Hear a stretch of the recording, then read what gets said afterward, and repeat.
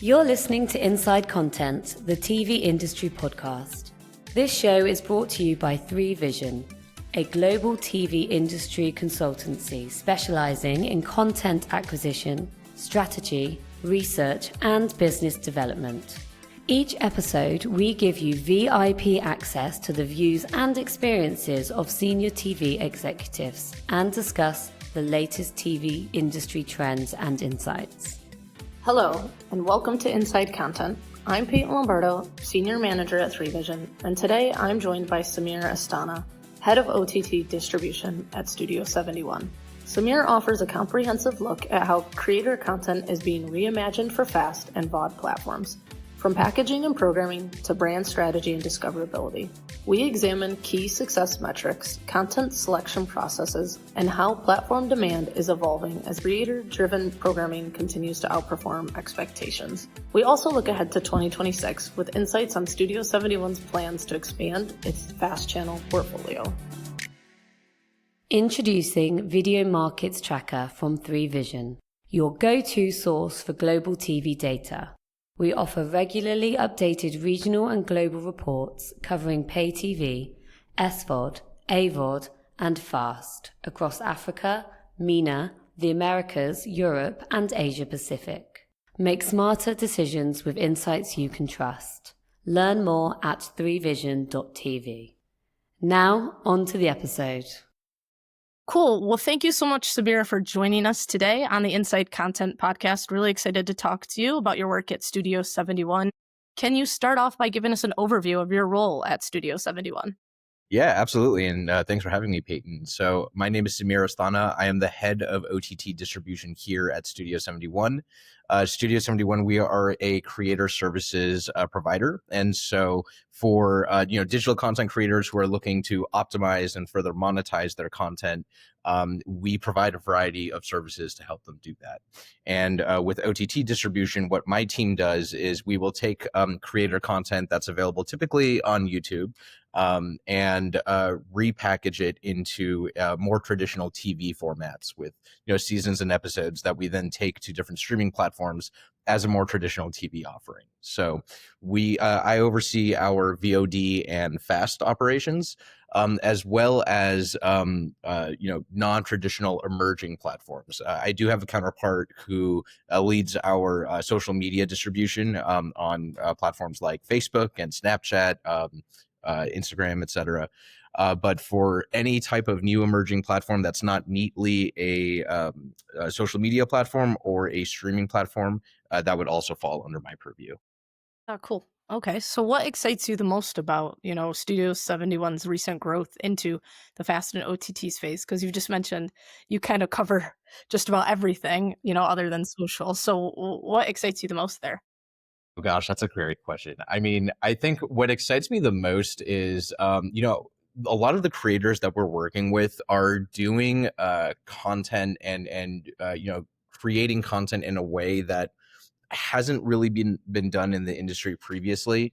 And what I see with FAST and really the growth that we've seen in FAST with creator content is it's a real opportunity for creators to, like, really the most successful creators to really more strongly formalize their offerings across the ecosystem and really cement themselves as content providers who can stand next to traditional scripted and unscripted content and looks like it belongs there, feels like it belongs there, and actually even outperforms traditional content. So I'm really, really excited to see, digital creators, the most successful digital creators starting to become their own media empires. And FAST, I think, is a really interesting,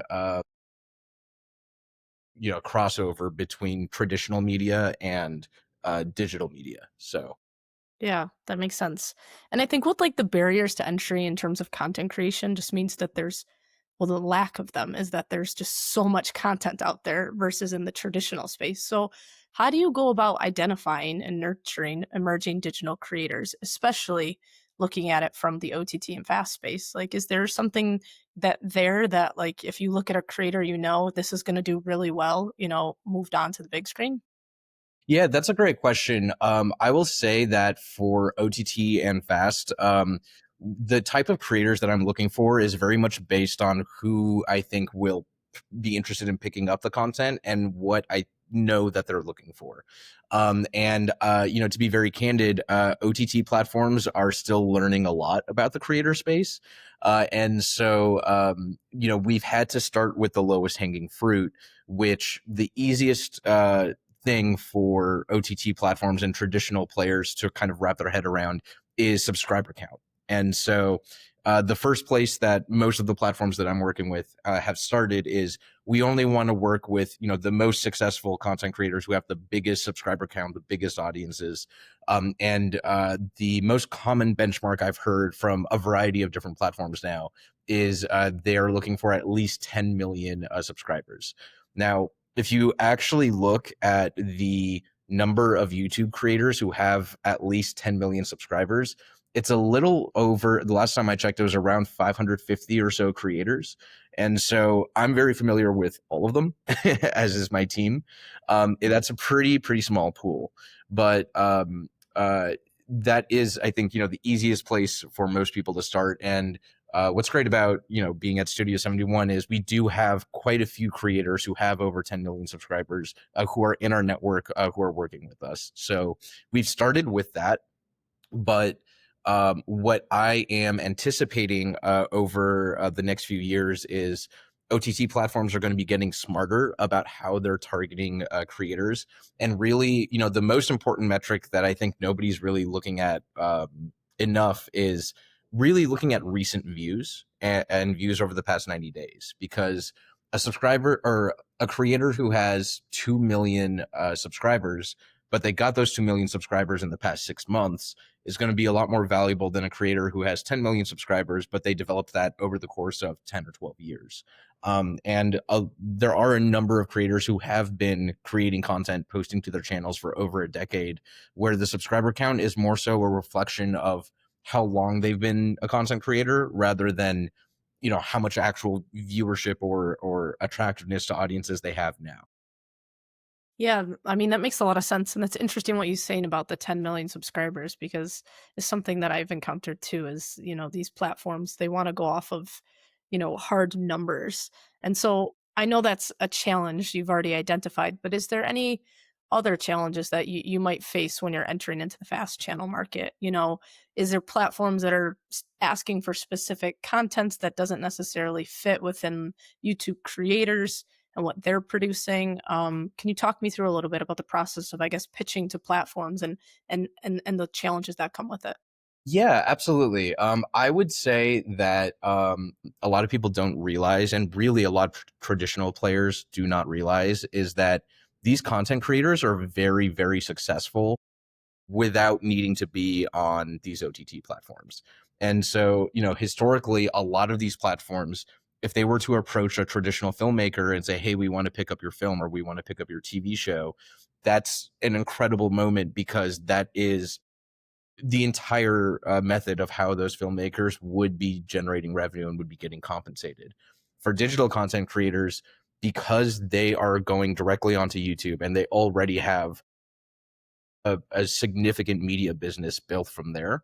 A lot of what I have to do in talking to creators is actually educating them on the OTT space. And the reason that creators do like working with Studio 71 is we make it very turnkey for them to work with us. So we don't even need them to deliver video assets or anything like that. We really just need them to agree to move forward with distribution with us, get an agreement in place, and then we handle everything from there. And that's how creators prefer to do things. They would prefer to focus on their main line of business and don't want to spend a lot of effort or time working on these kind of ancillary revenue streams, which, OTT to them is an ancillary revenue stream. The less time they can spend on that, the better, because it just opens up more bandwidth for them to focus on, their primary creative business.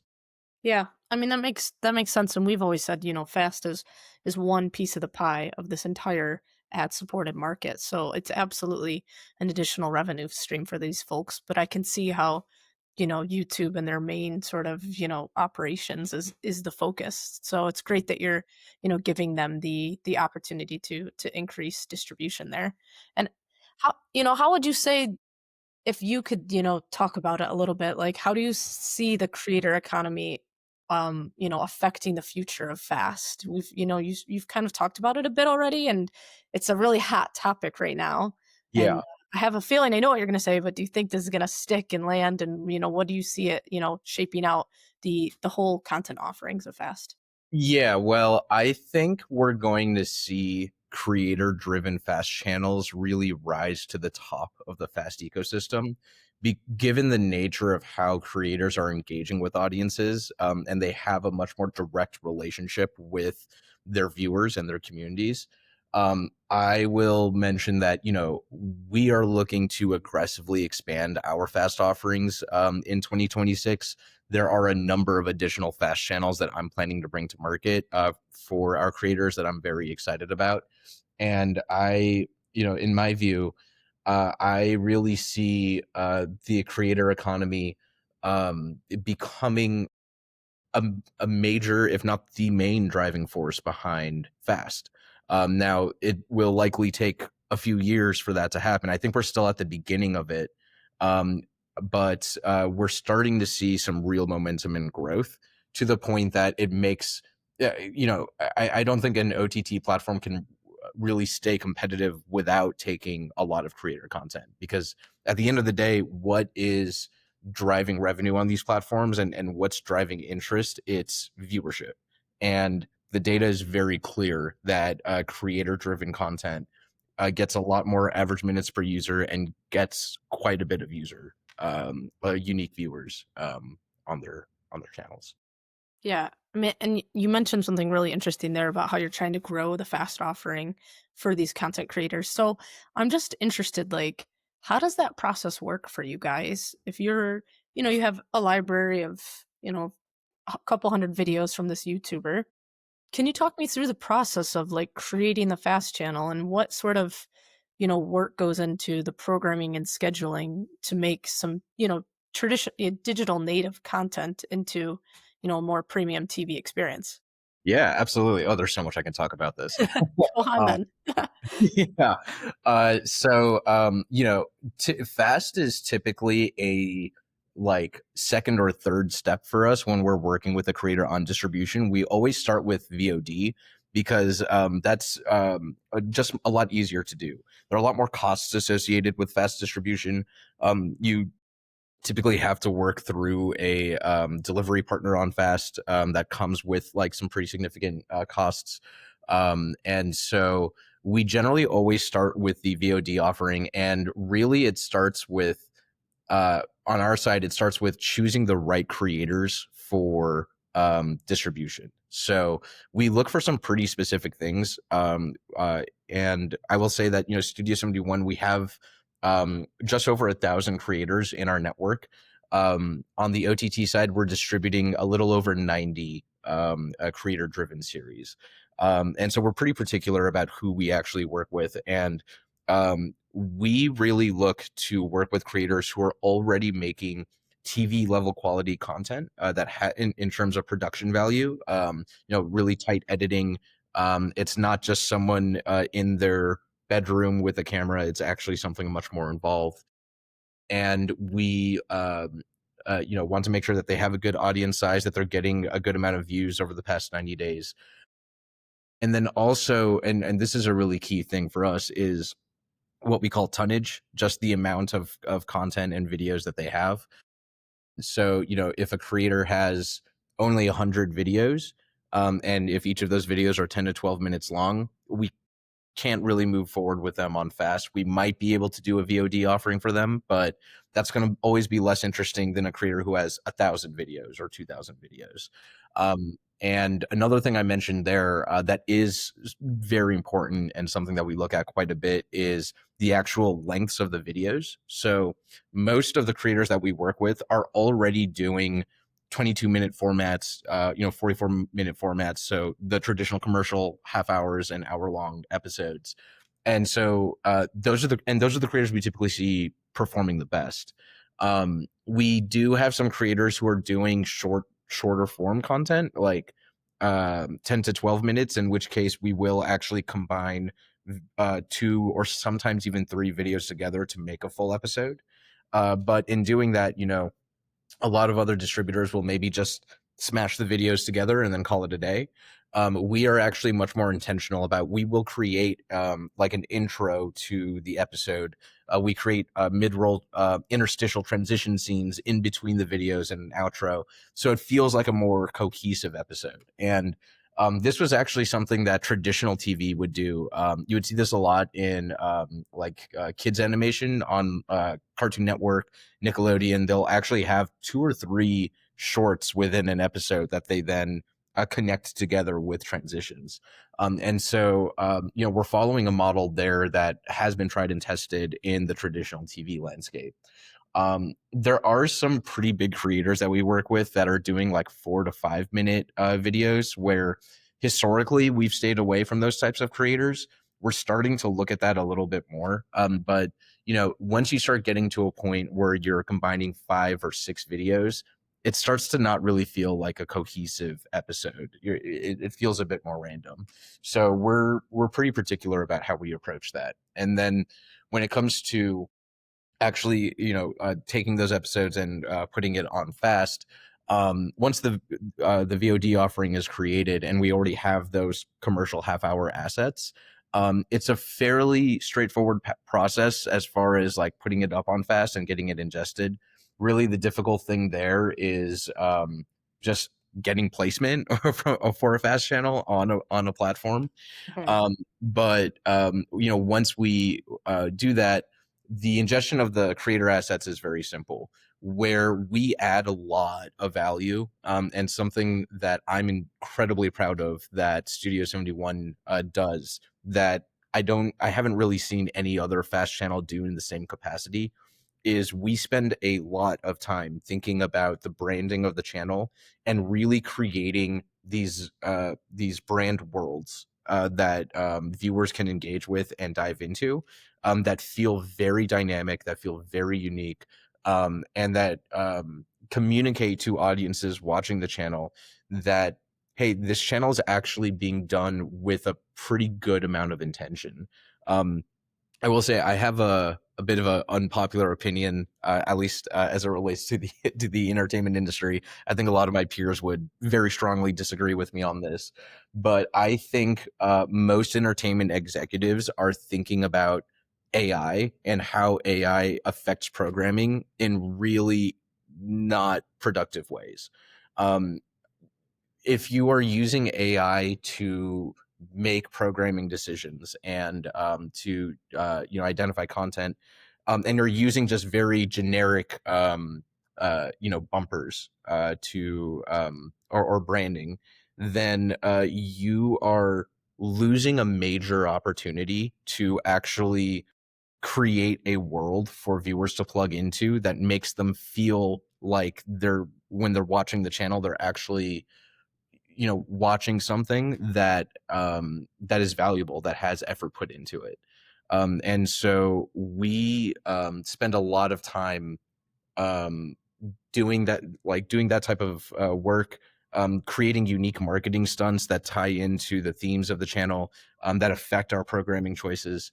And that's something that I think has really led to really strong audience retention on our channels. Whereas with a lot of other FAST channels, I mean, I very recently did a research project with our team where we were just looking at other FAST channels in the ecosystem, and you're still seeing a lot of channels where their ad slate, if it's not filled, it's just a "we'll be right back" screen for 2 minutes, and you're just sitting there looking at this screen with like a timer counting down for 2 minutes, and like, what a wasted opportunity. Versus, if you create bumpers that are advertising other programming that's coming up, or something we've done with our gameplay channels. We work with a lot of gaming creators, is actually creating a fictional world with unique characters in it, that audiences can kind of enjoy watching, like little skits and sketches happening with them in between the content actually being played. Now, nobody's going to be tuning in just to watch those bumpers, but the existence of them and the fact that there's so much intention behind them, it creates a feeling with viewers that there is someone who is paying attention, who cares, who's curating an experience for them. And I think that's gone a long way for us. Yeah, that makes sense. And you beat me to it because I was going to ask about audience retention, but I think you've covered it so nicely that I want to jump into discoverability because I think a lot of this oftentimes, falls onto the platform, of course, because they're the ones that are controlling the EPG and they're controlling, what's getting promoted if it's in banners and things like that. But is there things that you can do specifically to help your creators ensure that they get discoverability on these OTT platforms? Yeah, discoverability is always a challenging one. Um, we have a few tools that we can use, and we're sometimes limited in our capacity to use them. But if we're launching a fast channel for a creator, sometimes we'll go to, especially if it's a single IP fast channel for a specific creator, we'll go to them and say, "Hey, we're launching your TV channel. Do you think you could, make a post about this on your socials?" Or if they have a subreddit, we'll post it on your subreddit, something like that. But again, creators, they often get paid for doing social posts or for doing that sort of thing. So, and especially for really high level creators, it's, well, I'm not going to be making any type of social media post unless I'm getting paid for it, even if it's my own channel. And some creators are more open to it. So, that's sometimes a tool that we can use. But beyond that, really, as far as discoverability, a big thing that we do is we're constantly in contact with our platform partners on, what their programming mandates are for a particular month or a particular quarter. And anytime we see an opportunity that we can um, uh, adjust programming on the channel or do things in a certain way where it strongly fits their mandate, so they may highlight the channel, we will go ahead and do that and let the platform know. And that type of in-platform promotion is really the best way to get viewers. What we've seen is that it's really difficult to get someone to go from like a Reddit thread or a Twitter thread or something. Like, they might see it and they're like, "Oh, that's cool. That's on that's a channel on, Samsung or Prime Video or whatever." But then there's so many other steps they would have to do to actually then go and watch the channel on that platform or on that TV device, that you will often lose a lot of people there. Versus in-platform promotion, if all you have to do is click, like you see something interesting, you just click into it and then you're watching it. It's just a lot less steps for the viewer, so you're much more likely to get audiences to check something out.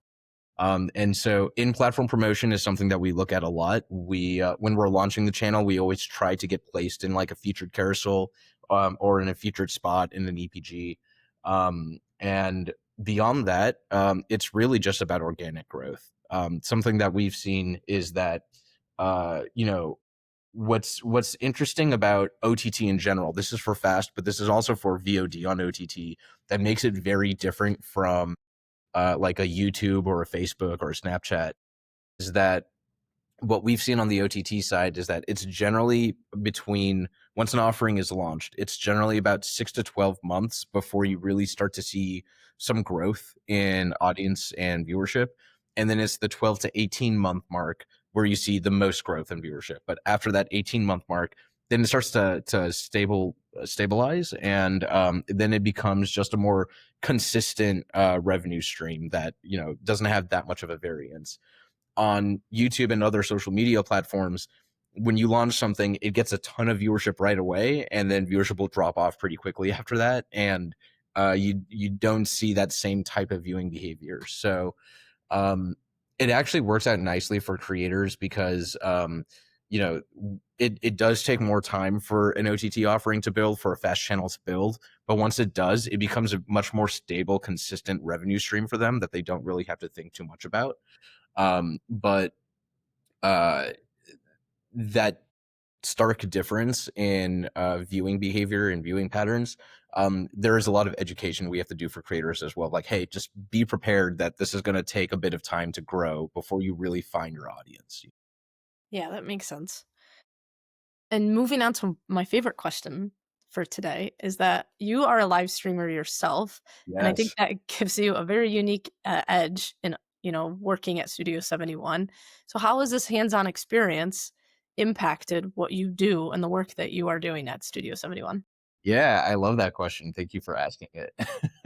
um, I've been a live streamer for a number of years, and when I first started out, I had a pretty big audience. I was taking it a lot more seriously. I was fun employed at the time, as I like to call it, and it was during the pandemic. And I grew a pretty big audience, and then once I got back into a full-time position, I changed my streaming behavior. So I treat it more like a hobby, but I still have a community that regularly tunes in.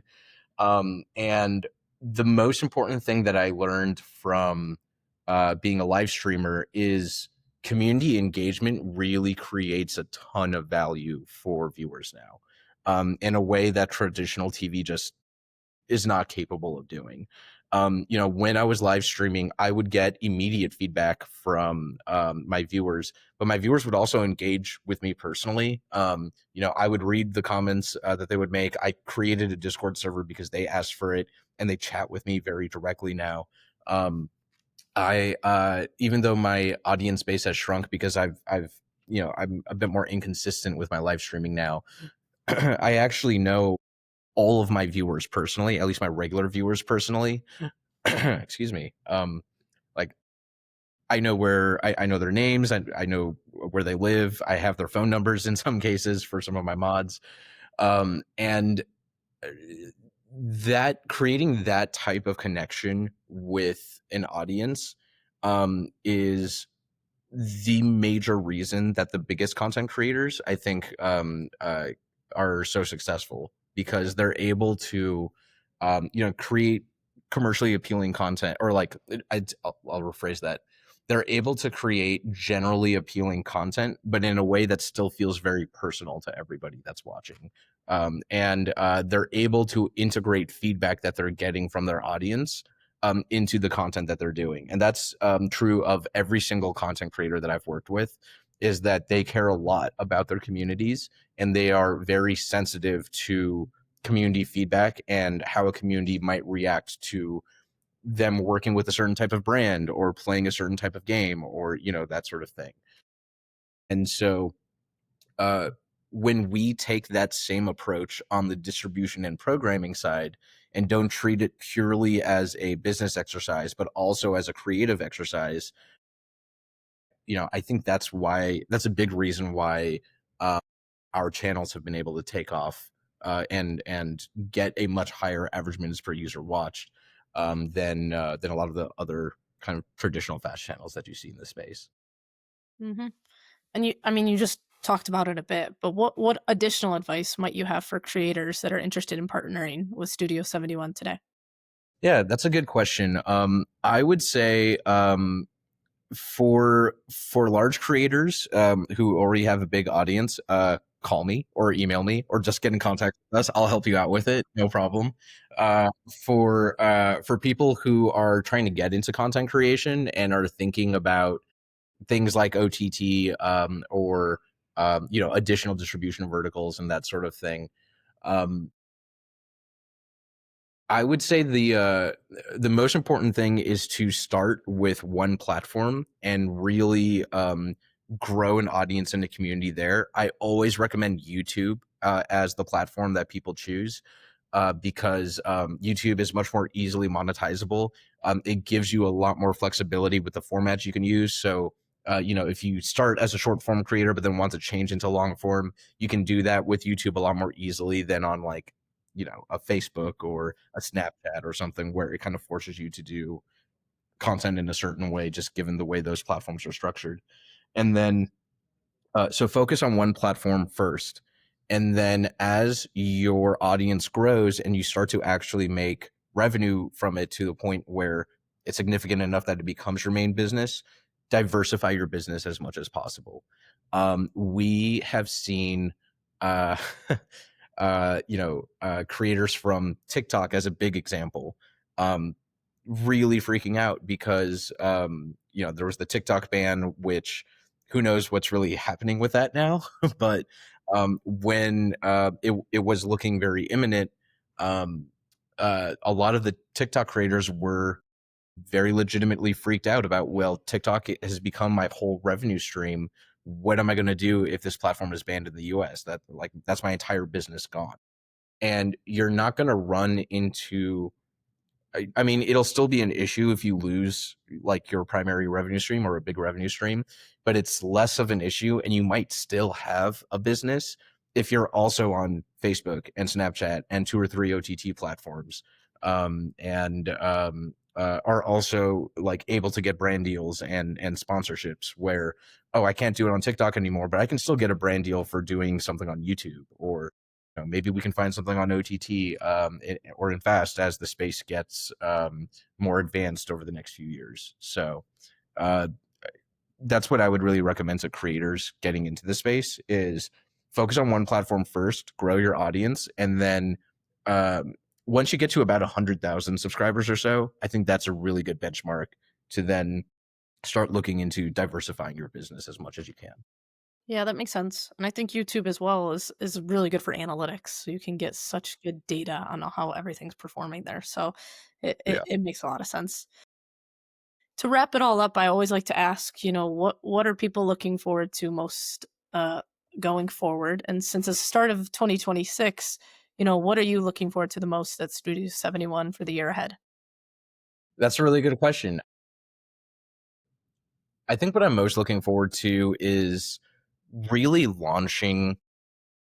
It's actually really truly in fast. It's launching a lot of new fast channels for our most successful creators. A lot of the feedback I've been getting from platform partners that we're working with on the OTT side is that we have proven out that the creator model can work in these spaces. And now there's a lot more appetite to experimenting with digital creators and actually making bets on their content.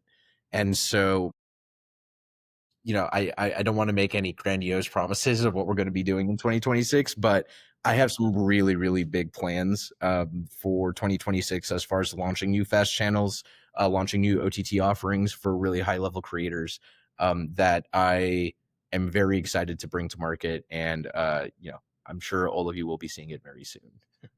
Awesome. Well, I am very much looking forward to seeing it. So I wish you luck in the new year, and I can't wait to see what you guys do this year.